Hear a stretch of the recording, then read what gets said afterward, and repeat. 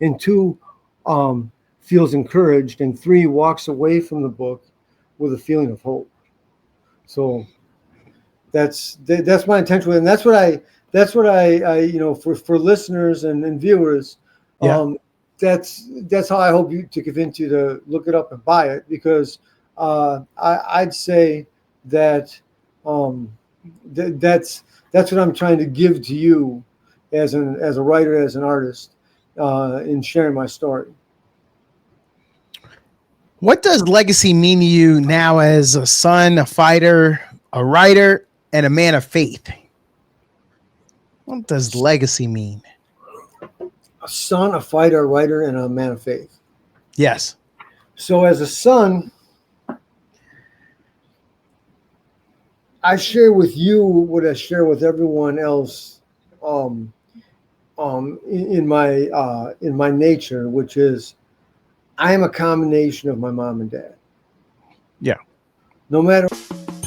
Is there anything better than a trip getting ready? Nope. For a long journey where our podcast released a new epi, searching for a faith fiend, new fixation. Giving this a subscribe is the same sensation. Started with the day ones, they gave us fuel to support the season. Could have been anywhere in the world, but you're here for a reason. Notification bells, tap some friends, all to let you know. Check your Bluetooth, connect, talking with Donato. Ladies and gentlemen, today's guest is a man whose life reads like a novel because he literally turned it into one. My guest today is a championship boxer, respected trainer, and award-winning writer. From over 100 amateur fights and Golden Gloves glory to deep spiritual searching, loss, faith, and finally writing a book born from grief, discipline, and love. Mark's journey cuts across boxing, art, heritage, and belief in a way you don't hear every day. His book, It's About Time, millions of copies sold for Dad, was written in the shadow of losing both his parents. In the middle of chaos, cultural unrest, and personal transformation, and it went on to win a major literary award. But this story isn't just about boxing or writing. It's about identity, responsibility, faith, and what it really means to become the man you were meant to be. Today, we're talking about fighters, fathers, faith, grief, purpose, and the moments that shape us forever. This is going to be a fun one. Let's get into it. Mark, thanks for joining us today. Well, Donato, thank you very much for having me. I really appreciate it, and I'm very grateful to be here. Awesome. I want to start with I used to box in the Army. I want to start with boxing, discipline, and identity. Okay. You started boxing at 10 years old and had over 100 amateur fights. How did boxing shape the man you became outside the ring? You know, I think the biggest thing the biggest benefit it had for me was confidence. Yeah. Right? It just gave me self-confidence. You know, I remember, so there's this guy, I mentioned a play I wrote in the book that's called Standoff on the Irish Road. It's kind of about the troubles. I spent some time in 1998 in Ireland, both in Dublin and then in Belfast and Derry and Portadown, where there was a lot of stuff happening. And I was going to get it produced and never got produced. But this the guy that was going to help me produce it is a guy named E.G. Bailey, who's based in Minneapolis, and he ran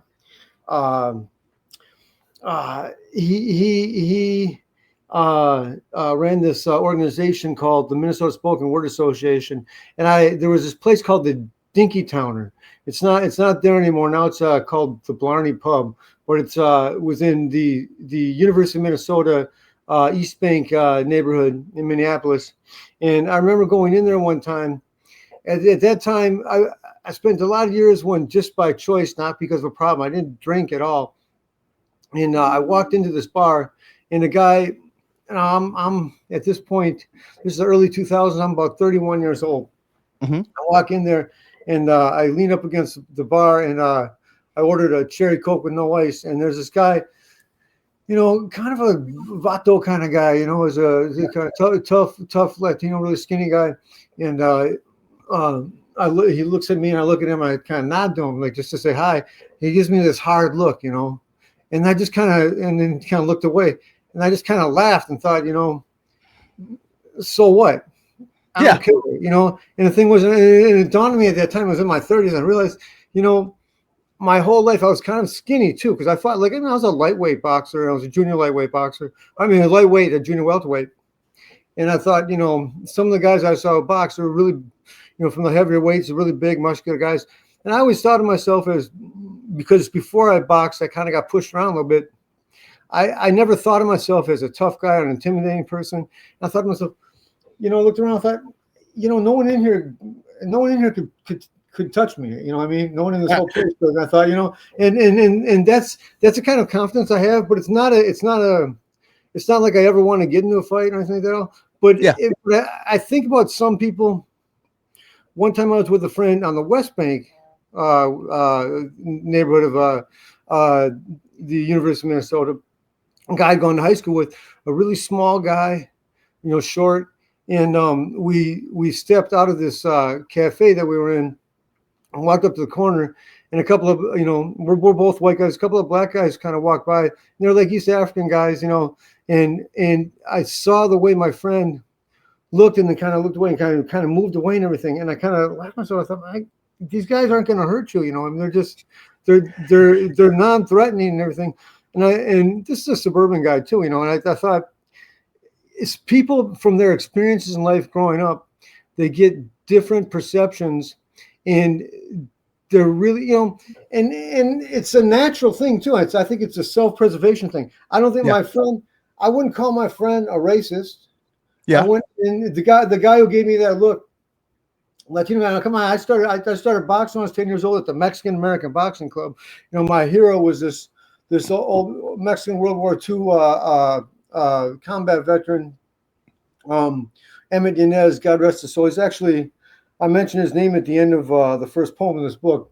Yeah. But he, so it's like, it wasn't a racial thing. It was just that the guy was looking at me, and he just kind of had to put up that tough front. And, that's one of those things that about boxing, because I boxed, I never thought of myself as a tough guy. But then the stuff I did in the boxing ring was all controlled stuff. And so I felt like it didn't feel like a real dangerous thing to me that I was doing. Yeah. And then there were a couple of times when I've gotten into fights. I work now part-time as a bouncer. So it's not like I never have had any confrontations outside of the ring that boxing didn't help me with.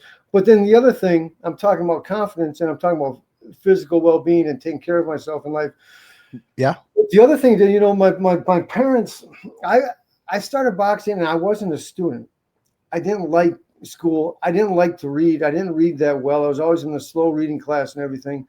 And my brother was a year older than me. Well, we're Irish twins, so he's 13 days less than a year older. But he sometime late high school, or maybe around the time we got into college, one time he was talking to me and started teasing me about how, mom and dad tricked you into reading when you became a boxer. Because what they did is, the first Christmas that year was 5th grade year that I started boxing, they gave me a subscription to the Ring magazine. The most famous boxing magazine in the world, monthly magazine. And my mom would always see me when I was at the grocery store with her on the weekends. We'd stop at the rack. My brother and I would stop at the rack and look at, because we were into the professional wrestling. When I was looking at the wrestling, I'd look at the wrestling, I'd look at the bodybuilding magazines, and then I'd look at the boxing magazines. I was really drawn to the boxing magazines. And I started boxing, so they got me that subscription. And I started out just looking at the pictures, because the pictures look cool, right? Yeah. Yeah. And the athletes, look at the shape they're in, look at it, right? Yes. And I want to be like that. And then there are captions underneath them saying what's happening in the fight. So I'd read those. Then I would go to the middle of the magazine, and I'd look at the rankings from heavyweight champion all the way down to junior flyweight champion. Yeah. And not only would I read the champion and the top 10 rankings, but I'd read their names. I'd read where they're from, their weights and everything. And I learned that LBS means is abbreviation for pounds, stuff Yep. like that. I mean, they're little things that intellectually help one in, academically speaking.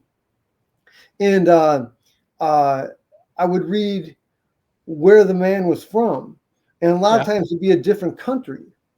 Say the city, Manila, Philippines, or something like that. You know what I mean? Like, so I Yeah. realized that's a city that's in the Philippines country. So I started learning stuff like that, and so it made me much more literate and much more articulate and everything. And then I looked at it long enough. I was like, what the hell? I might as well read an article. So, Yeah. so I started to enjoy reading a little bit. And, that's probably one of the things that led me towards being a writer. Yeah. Oh, yeah. Your mom definitely tricked you. She Yeah. saw what you were interested in. She's like, huh, I can do something with that. Yeah. What did it feel like becoming a Golden Gloves champion at 17? And how did that success affect your identity back then? Well, first of all, it felt great. Okay. Second of all, I felt great, but I also I think one of my biggest weaknesses was comparing myself to others, right? Because I won my first fight when I was 10 years old.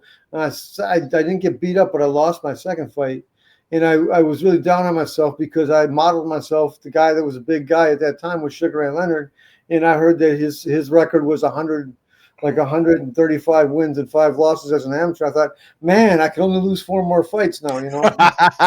Yeah. You know, Yeah. which really the healthy thing to do is compare yourself to how you were yesterday, not who someone else is today. And Yeah.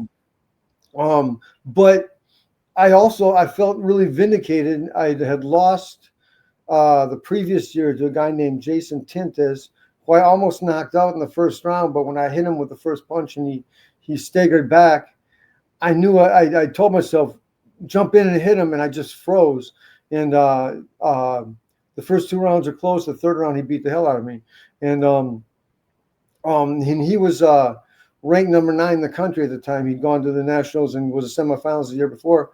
And I'd had it all planned out. I was going to win the national, the U.S. championships and the national Golden Gloves when I was 16. I was going to win them again when I was 17. When I was 18, I was going to graduate high school. I was going to go win the Pan American Games.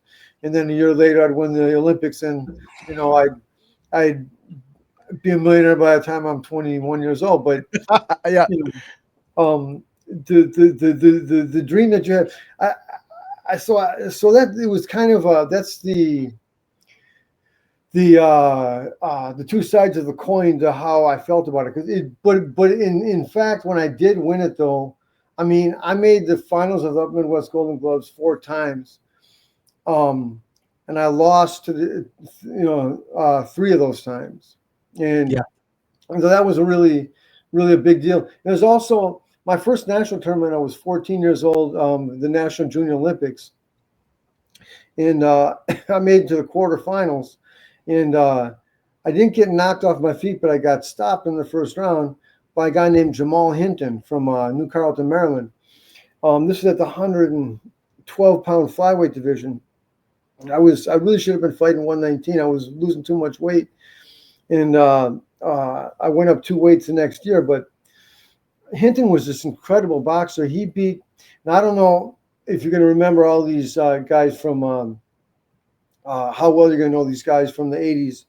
But in 1988 or 87, that same year that I won the Upper Midwest Golden Gloves and went to the National Golden Gloves, although I lost, making it that far allowed me to go to the Western Pan American Games trials. So I could they broke it down for the U.S. Olympic Festival was in New Orleans that year.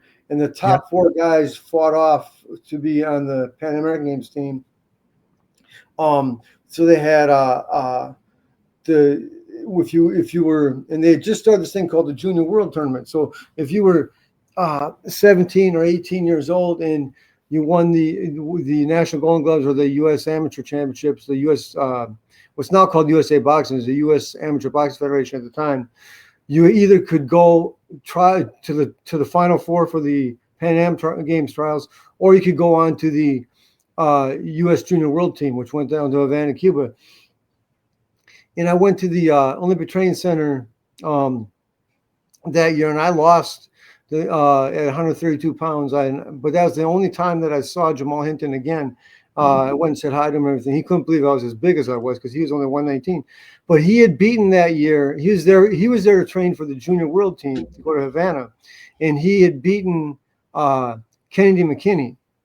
Kennedy McKinney, those two were rivals. Kennedy McKinney beat him in the finals of the Olympic box office the next year and went to the Olympics and was a gold medalist and became featherweight champion of the world. Wow.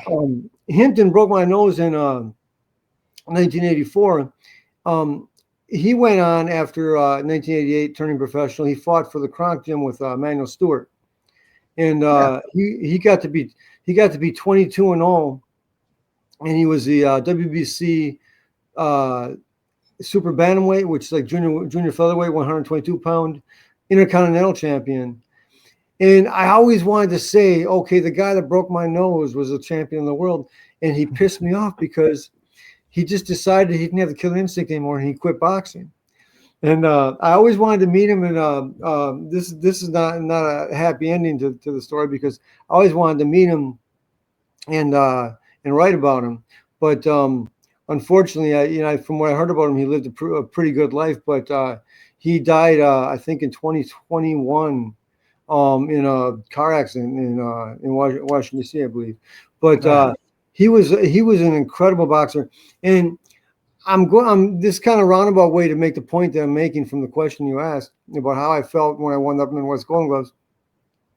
Man, that was 3 years after when I had 20 fights in a row that I won, and then Jamal Hinton broke my nose, and I started, win a fight or two fights and lose a fight. Well, I said I couldn't build the streak back up again, and like I said, the year before I'd lost in the finals for the Upper Midwest Golden Gloves, and it took me 3 years to get back to a national tournament at that point. So, wow, that's one thing about boxing, is that it gives you a lot of confidence, but also you get to certain points. Sometimes you get a little bit derailed, Yeah. That's really important about trying to understand psychologically what you have to do and the sacrifices you have to make to continue on with these kind of things, Yeah, it does.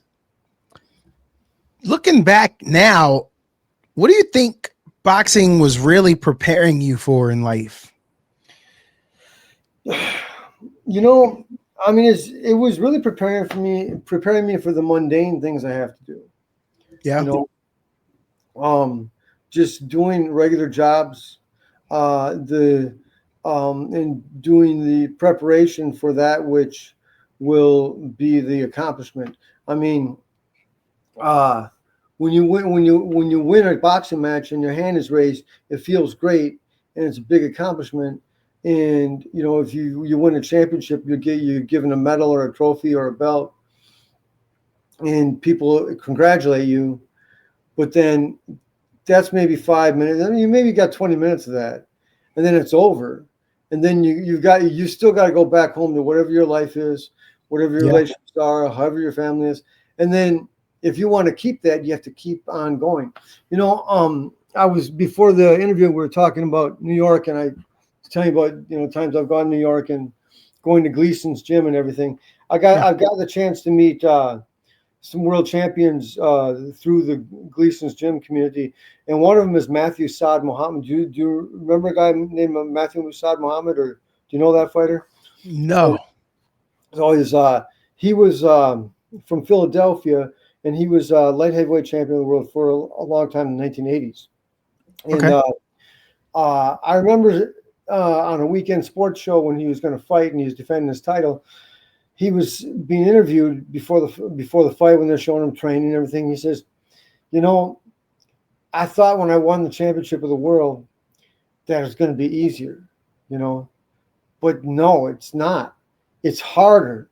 Every single day is harder. And to hold it and to keep on holding the title, it's not easier than it was before you won the title. It's harder to keep doing it. You got to work that much harder, and there's that much more challenge on you and everything. And that's a pretty I haven't always thought about it that much, but thinking about it now as I tell you that, I think it's pretty indicative of most things in the world, because I mean, if you accomplish becoming the head of a company, you win a Yeah. you get an elected position in politics, Yeah. or you just you get your you get your hot dog stand going, and there's a lot of people buying it, and maybe you get 2 or 3 hot dog stands, and you're the guy that's known downtown for the guy that sells the hot dogs. I mean, you still have your competitors coming trying to knock you off it every day. You still have to figure out so many things, and it doesn't end, does it? Yeah. I mean, for you being the top podcaster, you're still going to have to come up with ideas every day. Exactly. No, you're right. You're right about that. Yeah. So Let's talk about your writing, the purpose and the, since we were talking about it, podcasts are coming up with stuff, the creative struggle. Let's talk about that. yeah. You always knew you were a writer, yet it took years before your first book came into the world. What kept pulling you back to the page? I just always did it. And the other thing is, so the title just about, so it's about time, parentheses, millions of copies sold for Dad, right? And that's, I talk, I don't think it's in the second chapter, second or third chapter, I say a lot of my titles are amphiboles. And amphibole is a logical fallacy. It's a statement that could mean more than one thing. Like I mentioned that play earlier, it's called Stand Off on the Irish Road. I mean, you could be telling someone to stand off on. It's like you're standing off. I mean, it's like am I telling you to stand off and just stand on the Irish Road? Or is it, but really it's about a standoff, two sides standing off on this road. Yes. Sorry, Yeah. right? But it's about time. I say in the beginning, I say, one, I read that little passage right here. It's about time is a phrase friends of mine often hear me say. Fighters I train, people I hang around with, and family members hear those words from me when they do something, no matter how significant or uneventful, oftentimes with a semi-irreverent tone. They say they'll be here soon. They bought a new car, they just got a job, or they're getting married. I reply, it's about time. The implication is we've been waiting forever, and you should have done this a long time ago. But it's also just me making light of the situation and voicing my approval, showing my support. Luckily for me, people are merciful enough to put up with my obnoxious personality, so I actually have friends. But it's about time, finally, I publish a book, as Dad knew too well. And the thing is, I'm watching my dad. I'm supposed to pick up my parents at the Twin Cities International Airport. They're a 4-day vacation down at in San Francisco. They're staying in the Marines Memorial Club. And 5 minutes from the airport, they're sitting in the rental car in the Costco, and they are talking about how much they love each other, how great their marriage is. They can't wait to get back to their family. My dad starts the car, puts it in gear, has a heart attack, and collapses over the wheel. My mom puts it in park, jumps out, and yells for help. And there's a health fair going on, and so 2 EMTs take a defibrillator and they keep him alive. And my mom calls me from the hospital. And a week later, like 10 days later, I'm with my mom. He's on life support. I'm praying over him as he dies.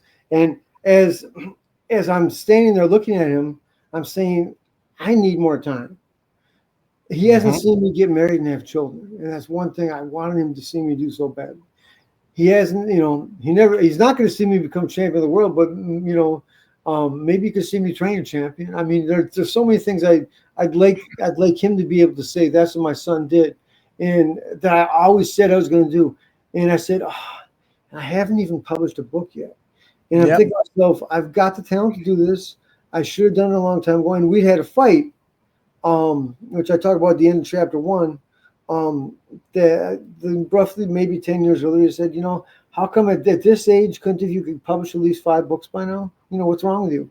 And he was basically telling me, why don't you just get something done, make it complete, give it to someone, say, is this good enough? Yes. And if it's good, just put it out there. It doesn't have to be some big publisher, and then move on to the next thing and see how it does. If it takes off and sells great, millions of copies, great, but at least you're moving on to the next thing then. Yeah. So that's the intention of doing this. But all that time, what brought me back to writing all those years is I was doing what my dad was complaining about me doing, which was I was trying to make it all perfect. Mhm. I talk about a novel in here that I wrote. I actually rewrote it in 1996, so it's to beginning to end. And I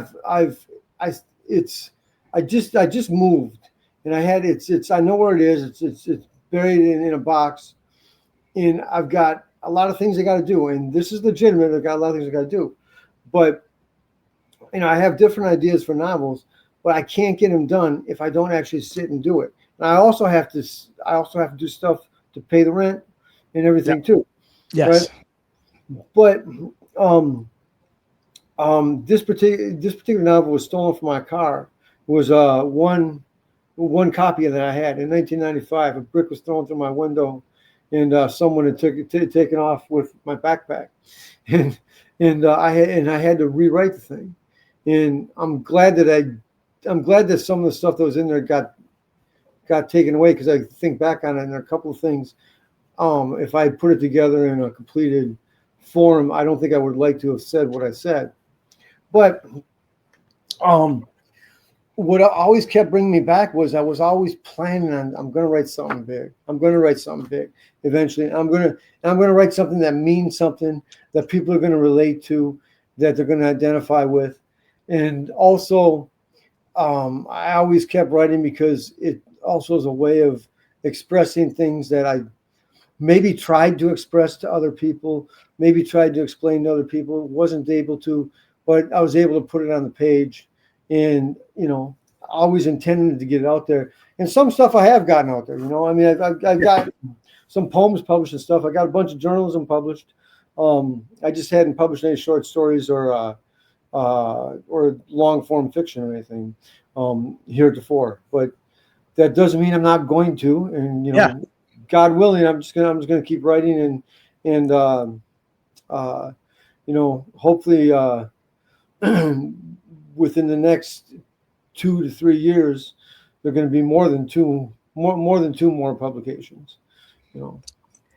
Your book, It's About Time, millions of copies sold for Dad. It blends memoir, poetry, as you mentioned, grief, as you mentioned, faith and heritage. And I want to come back to that faith and heritage a little later, but how do you know this was the right way to tell your story? So I mentioned this guy named Danny Kleckel. Boy, the guy, I mentioned him in interviews and stuff like that. And he's the first or second. He's the first jacket quote on the back. And he's such a smart ass. Mark Connor writes about boxing in the city of St. Paul better than anyone. He's an inspiration for me. He's a valuable resource I steal from every chance I get. But I wrote this poem that was, it had broken a 2-year writer's streak or writing block. And I knew he worked out at the gym where I was training boxers, and I he used to put on poetry and stuff. And so I pulled him out into my car and said, "I want you to think of this poem." He said, "This is good, man." He says, "You got to get on stage." It took me 2-3 years before I even did. By the first chapter, I talked about the first 3 poems of this book. I premiered them on stage on this little reading that he was putting on. But he was telling me at the time, I was the novel that got stolen from my car, and I rewrote, and I got to get it right, so it's just right. 'Cause I've got an idea actually for a trilogy from it. but there's a lot of details to it. But the thing is, I'm saying I gotta get this novel. I gotta get this novel. He said, no, don't do that. You gotta do a chapbook. Do a chapbook of poetry. You get a book of poetry out. So Yeah. I started gathering stuff, and he's gonna help me put it together. And then I got kind of, as I say in the book, it kind of got lost. It kind of got lost in the snow because which is appropriate to the time of my premiering these poems, because it was in 2019, was one of the snowiest winters that we had. But there was a blizzard on the night that I did that reading. But since it got kind of tossed to the side like that, one thing happened after another between it was really 2017. So 2017, 2019, then my dad died. And I'm looking at him and I said, that's it. I'm writing a book. In the next year, I'm going to write a book and I'm going to get it published. I don't care how far it gets. I'm going to at least have a book out and published, because I can say I've accomplished something, and something that, I don't feel like my dad has to be disappointed that I haven't, I don't be disappointed myself. But the thing is, so I kind of, over the next year, now remember what happened. He died on September 30th, 2019. Okay. Yeah. I remember what our country was like at that time, because my mom and I were talking in the hospital room about what's going on with politics in our country at that time, because they were talking about the phone call, Donald Trump's phone call to I think to Zelensky, but to in Ukraine, and Joe Biden and the Burisma thing, and they're talking about impeaching him for that phone conversation. And this statement is not a statement about this party having great politics or that party having great politics. The idea that stupid conversation is something to impeach him about, and a lot of constitutional experts at the time are saying this is just stupid, and I really believe that. But we're talking about that. We're talking about just everything that's going on, and I just think things were just crazy at that time. So my dad died. That's happening, and then the year changes over, and it feels like I'm mourning. I'm starting to feel like, man, things are starting to get better and everything, and I'm wondering, am I still going to make this move? I was talking about making this move out to New York, and being a trainer and a writer out there, and then all of a sudden, in March comes along, and the coronavirus and the shutdown happens, right? Yeah. And I'm like, oh my God, what the hell? It's at one point in the book I say, Dad died, then the whole world went crazy, and well, the shutdown happens, and we're sort of adjusting to it, and then the thing with George Floyd happens, and then, oh man, I'm like, I'm just thinking to myself, come on, everybody, let's calm down and figure this thing out. I understand let's have a demonstration, but all of a sudden, everything starts burning down. Yeah. And I'm living in the metropolitan area where it all happens. And my dad grew up across the street from St. Columba on that's 5 blocks south of University Avenue in the Midway area of St. Paul. And University Avenue is we're the secondary city in this situation, but that's where all the buildings are burning. And my mom is from her family is from the Holy Rosary Parish in South Minneapolis, in the Phillips neighborhood, where it's across the street. That's church. It's across the street from Little Earth Housing Project, American Indian Housing Project. That's 7 blocks north of where the police station is, and where that gets burnt down, and all the stuff on Lake Street. And Darwin Strong was, so I worked, this kind of comes into the heritage and identity thing and everything. I worked this place called Andayung. It's spelled AINDAHYUNG. It's 3 words in the Ojibwe language. It's Ojibwe for our home. There's a place in St. Paul called Our Home Center, or Andayung, Our Home Center. It's a temporary emergency homeless shelter. It's an American Indian run, so it's not just for American Indians, but it's an American Indian program. Yeah. Primarily Native American Indian children that come there, but it's a temporary emergency homeless shelter for kids aged 5 to 17 with a capacity of 5 boys and 5 girls. So, and the population would change periodically depending on, you know, if you get placed back with family or whatever. But Darwin Strong, who I met from there, he was when I worked there in the 90s, his wife, Gabby Strong, was executive director. He had convinced me to go. I'd gone to 3 Sundance ceremonies, which is a Lakota religious ceremony on the Rosebud Reservation, 95, 96, 97. And from 99 through 2003, he convinced me to go with him and Gabby and this spiritual community in a place called a Dakota community called Prairie Island, which is about 38 miles outside of St. Paul. As a group, we went down to these Sundance on Kyle, South Dakota, which is on the Pine Ridge Reservation. Anyway, he contacted me the day after. Well, I guess I say the day after, it was Thursday. It was actually the wee morning hours of Friday that the police station was burnt down. So that Saturday, he sent me a message saying, will you go to the American Indian Center on Franklin Avenue and join up with the guys that are protecting Native buildings? And so American Indian Movement, AIM, which is an armed organization, and some other leaders in the Native community put out a call for protectors of Native buildings, because across the street from the police station, McGeezy Communications, a newly opened Native community center next to the post office, along the post office that got burnt down. So, you know, I was at the house, and my mom had asked, said, who's that? You know, I said, oh, that's Darwin. He wants me to go help protect buildings. I said, I will. She said, please don't. I said, I already told him I'm going to. And she said, don't bring your gun. Yeah.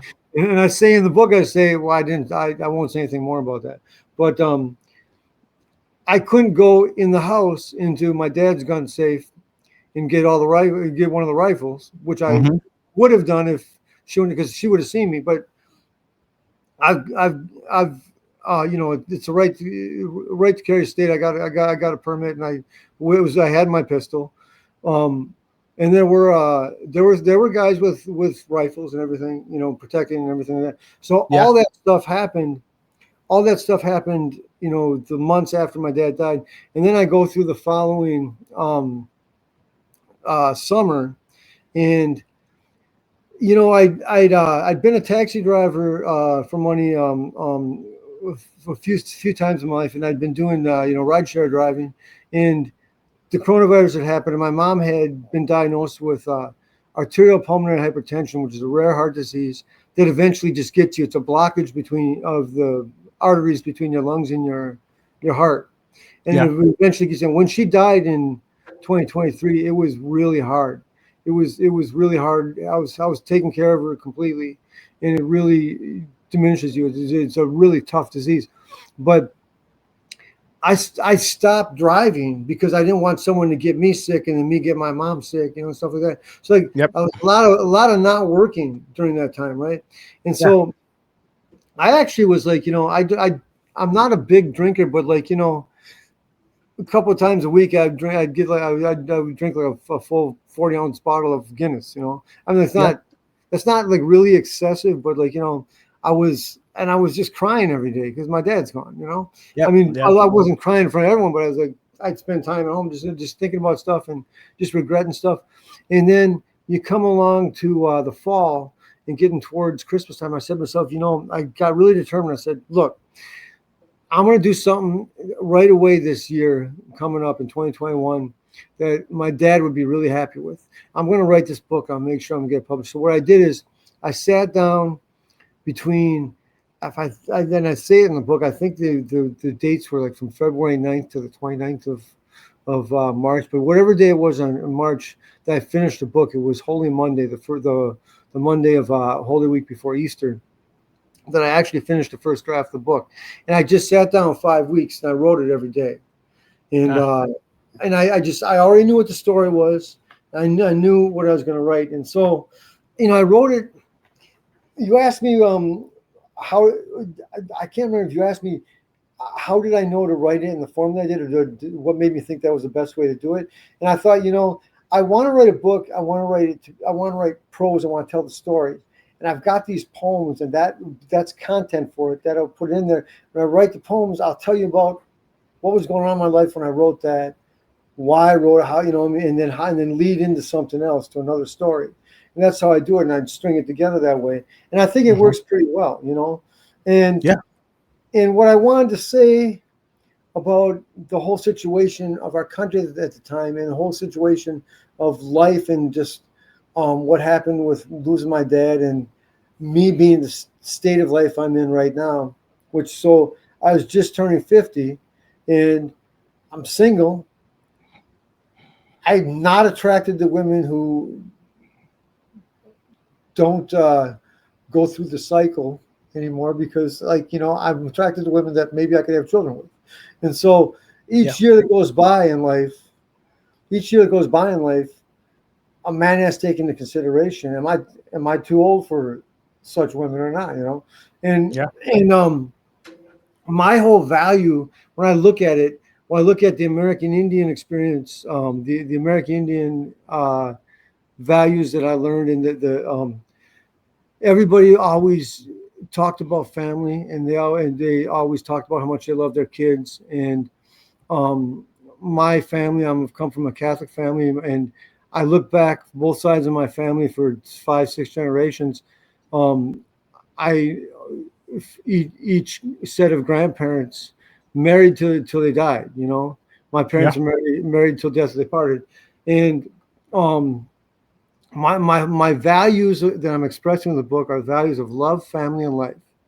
And what I'm trying to do is, I know that some readers may read this book and enter into reading the book without sharing the same worldview that I have, but I'm hoping and praying, and I believe I come close to accomplishing the goal of the reader reads this book, and one feels respected, irrespective of whether agreeing with everything I say or not, feels respected, and two, feels encouraged, and three, walks away from the book with a feeling of hope.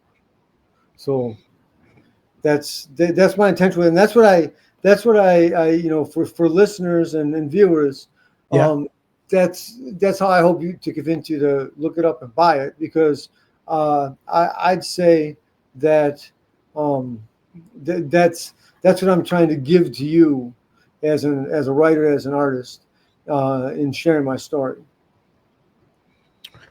What does legacy mean to you now, as a son, a fighter, a writer, and a man of faith? What does legacy mean? A son, a fighter, a writer, and a man of faith. Yes. So as a son,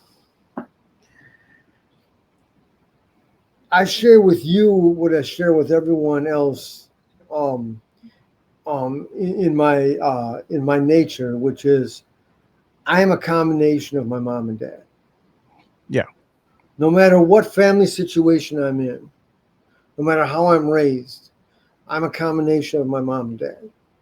I think that's I really believe that's the most important fundamental reality for us as a people, as a nation, to remember, for all of us. And so whatever clashes we have with each other, whatever disagreements we have with each other, on the whole, in the outer society, and when it comes to policies, we have to remember that, and try to make sure that we have a world that supports the coming together of woman and man to enable to have children and have a family. And that's what makes us strong. That's what makes us strong as a nation, and that's the way to continue growing, right? So as a son, I'm a combination of my mom and my dad. So I represent the two of them. And I was, thinking, just today and this last week, a couple of times, for a moment, I was thinking about different little things I was doing, about how my mom would handle this, how my dad would handle that, and how, Yeah, I mean, let's face it, I'm a grown-up adult, so I don't have time to wallow in um sadness over the fact that they're not here anymore, because what do you expect to happen when we grow up, right? But Yep. the thing is, I'm really grateful that they gave me examples of how to just survive in life and how to try to enjoy life. Hmm. Right? And just to be kind to people and to be cooperative with people and to try to make things better for myself and others. Um, so legacy, fighter, Yeah. so it's writer and son. So that's the thing. As a son, as a fighter, um, you know, so I can't be a fighter anymore. Certain time in life, you got. I mean, like I talk in here about different professionals I sparred with. I kind of held on. I was going to have some professional fights and didn't get around to it, and uh, because I was always kind of torn between. Well, I'm going to be a writer. I got to put so much time to being a writer, but Yeah. I could maybe if I had a few professional fights, just I could have a little bit of a memory I leave people is to people seeing me fight professionally. So Will Grigsby, who became the IBF junior flyweight champion of the world, I was his main sparring partner after I stopped boxing um, between 1995 between 1994 and 1990 to about 1996 until he became USBA flyweight champion. He got ranked in the top 10. I kind of walked away from it for a while. Then back in two, I think it was 2011. I was sparring with a guy named Mohammed Kiongo. First time I saw him, I talk about this in the book too. First time I saw him, I was working the overnight Friday night position at that Andai Young shelter, and they just gotten a cable subscription, and the evening staff had left the TV on. So I gotten all the kids to bed. I was supposed to be cleaning the house, but I stopped and started watching ESPN Friday Night Fights were on. This guy Muhammad Kiongo was on there, and I ended up sparring with him. I remember 9-10 rounds one time, and uh, and that was a cool thing to do. But that was, I think, 42 then. He was 29. I was 42. He was getting ready to go to Uganda, where he was from, for a 10-round fight, and at a certain point, you just have to stop taking punches, because otherwise you're going to, end up with pugilistic dementia. And one of the trainers I mentioned in this book, Dennis Presley, the one who developed Grigsby to world championship. Unfortunately, in 2020, that's what he died from at age 71. He died from pugilistic dementia. It's a really hard thing to watch someone go through. Yeah. But as a boxer and as a trainer, what I want to be remembered for is the guys that are in Sun now, and now it's also the women that I may train, that I respected them, that I looked out for their safety, and that I helped them develop their skills to the highest degree possible. Because um, whatever I know, I share. If I can help someone succeed with it, then that's a continuation of everything I've learned. So it's part of myself is going into that. It's just like Yep. having. It's kind of metaphorically speaking. It's sort of similar to, like I said earlier, about mom and dad combining into a child. It's just you keep the generations going, you keep life going. And I think that's something. I think that's something that God is put into us. It's kind of a reflection of our nature of being children of God, really. Um, so that's a touch on what I'd like to be remembered for, in terms of as a fighter. As a writer, um, I hope that I am able to uh, I'm able to produce literature that is an observation of the truth of the dignity of the human being. Yeah. Um, that's ultimately it. I mean, whatever story I tell, I mean, if I can come up with a good fiction story, and I'll have to have a villain in it, or I'll have to have people, but there's human frailty, there's human, and there's a desire. There's always a desire. I believe that there's a human desire that's natural to get back to God. That's where we come from, and that we're in this life we're separated. I do believe different cultures and different religious traditions have different kind of stories about the fall of humanity. Yeah. I believe that we're meant to be godly. We're meant to be that we're by nature good because we're of God. But there's something the Catholic term is concupiscence. It's kind of desire or love of things that are sinful, or attraction to things that are bad for us. Yeah. That's kind of a natural thing that we have to fight. But that there's always the grace of God that's offered to us, and we have to make a free will choice for that. And that free will choice is actually a choice to love. Mhm. Ultimately, what it is. And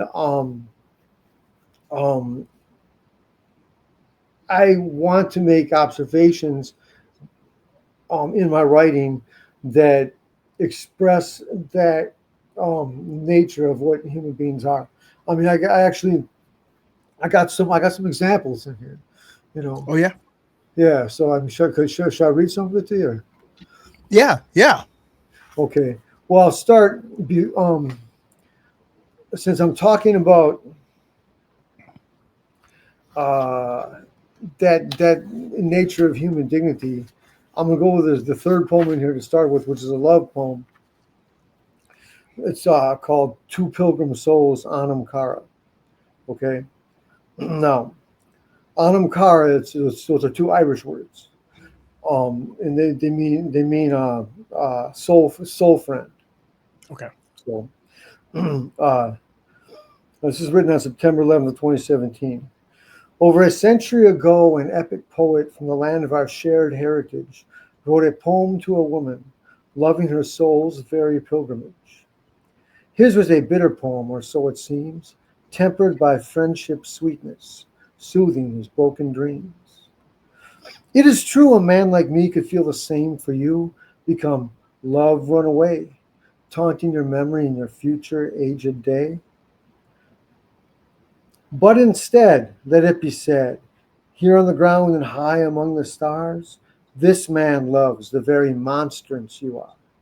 And so, Anam Cara, Mokushla, Astor Mokri, remember, if you ever decide to be with me, one monstrance too, we two will be.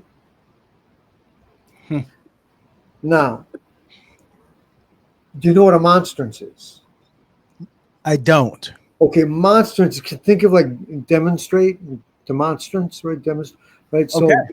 Yeah. So a monstrance is a gold cross in the Catholic Church. You put on the altar, and then there's this thing called a luna in the middle. It's a round circular device that opens. It's got a door and it opens.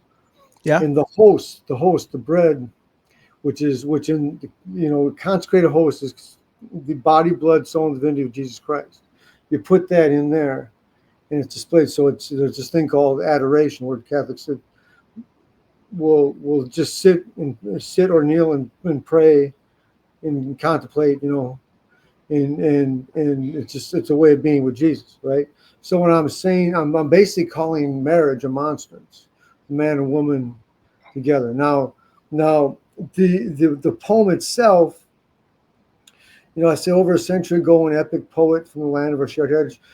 The poet I'm referring to is William Butler Yeats. Wrote a poem to a woman loving her soul's very pilgrimage. There's a line in this poem called "When You Grow Old." He wrote to Maud Gonne. Maud Gonne was a famous actress, and he was madly in love with her. And she ended up kind of wanting to be friends with him, but kind of she really rejected him. And his rival for her love was John McBride, who was one of the 1916 Easter Rebellion leaders, who was actually executed. And the poem on the poem on 1916 on Easter 1916, written by William Butler Yeats, is a really famous poem, and he actually honors John McBride in that poem. He kind of makes a mention of how he hurt someone who he loved, but he honors him too, because they all sacrificed for Ireland. But when I say, it is true, a man like me could be the same for you, or could feel the same for you, become love run away, taunting your memory in your future age of day. When you grow old, he's telling her, you're going to remember there was someone who loved the very pilgrim soul in you, right? But she's going to be old and her looks are going to be faded, but he's going to be rising, because, he's going to have all his, which was actually true. He was this extremely famous poet. He's, but then Anam Cara is Irish for soul friend. Mokushla means my darling, and Astor McCree is treasure of my heart. That's what those mean in the Irish language. But that's kind of touches on what I'm saying about the nature of humanity. About we treat each other, we think of each other, and we think of ourselves is not that much, and we're mortal, and there's a lot we can't accomplish. But I think that we're not meant to die, even though we have to die naturally, because before, and I don't know how Christian you are, or it's because this is a very Christian oriented view of life, but and it's a metaphor. We don't know exactly what happened, but the eating of the fruit from the tree was the first turning away from God, and that's when death entered the world. And I've got this other poem in here to my friend David Reese, who died in 2018 at 49 years old from a motorcycle crash. And I actually make some mention of this, about how it's called the happy fault, or the happy fall, that that God becomes man to redeem us when through Jesus, when Jesus Christ becomes incarnate. But then the other poem I'm going to read you is this one's about boxing. This one's a little more upbeat, although it's not necessarily happy-go-lucky, but it's called The Perfect Metaphor, which I wrote on Monday, August 21st, 2017. And this is one about these 4 boxing coaches I mentioned. Okay. The perfect metaphor to describe boxing is jazz. There's a rhythm to every fight. I learned this from Dennis Presley, who learned it from Rock White. A fighter has a rhythm, and the only way to beat him is for you to break it and establish your own. That's where improvisation begins. No one knows where it will lead or where it will end. Jazz is the perfect metaphor to describe boxing. Every fight has its rhythm, upon which is added improvisation. I learned that from Dennis Presley, who learned it from Rock White, who practiced collaboration with Emmett Yanez and Bobby Zamora. The 2 men taught me to fight. Yeah. So Emmett Yanez was that World War II veteran I told you about, who taught me to box. He was my coach up till I was 17. His wife had a stroke, and he had to take care of her until she died in 1993. So I had to have other coaches. And Bobby Zamora was his one of his prize fighters. Who was 10 years older. He was my head coach for a while. In the last couple of years, I went to Dennis Presley, and his mentor was Rock White, who founded the Interstate Youth League, which is the black gym in St. Paul. And yeah, I was there when Rock died too, man. It was Dennis and I actually carried his casket. Those guys had a really big influence on my life, and Dennis is the one that kind of talked to me about jazz being kind of like boxing, and then Rock White, he gave me a copy of Miles Davis, the cassette tape of Miles Davis. Yeah. It was he listened to jazz all the time. He's a bad dude, man. He uh, uh, he he uh, he was so cool and so smooth. He had this maroon Oldsmobile Delta 88, I think, and his Yep. black leather jacket, snap rim cap, and the album was a tribute to Jack Johnson. Hey. I don't know if you know that. I don't know if you know. Oh, Do you know that one? I'm familiar. Yes. Yeah. The first side is one piece called "Right Off." The second side is a piece called "Yesternow," and then the very end of the second side, you hear a guy comes on and says, "I'm Jack Johnson, heavyweight champion of the world. I'm black, all right. I'll never let them forget it. I'm black, all right. They'll never let me forget it." Yeah, Yeah. yeah. He gave me that. So those guys really, I mean, I didn't come from a family that was broken or anything. My dad was always there. He's always in my life. But you got to you kind of got to be your own man. And you kind of got to be away from your dad and kind of figure it out yourself.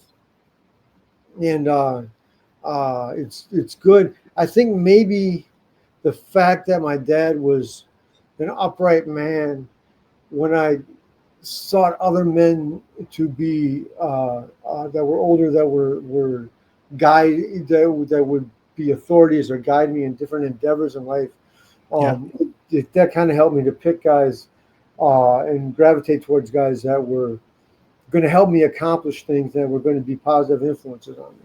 And so Yeah. those guys, all four of those guys are really good. In fact, the TV up here over my corner just the other day, Bobby's Horn was over here.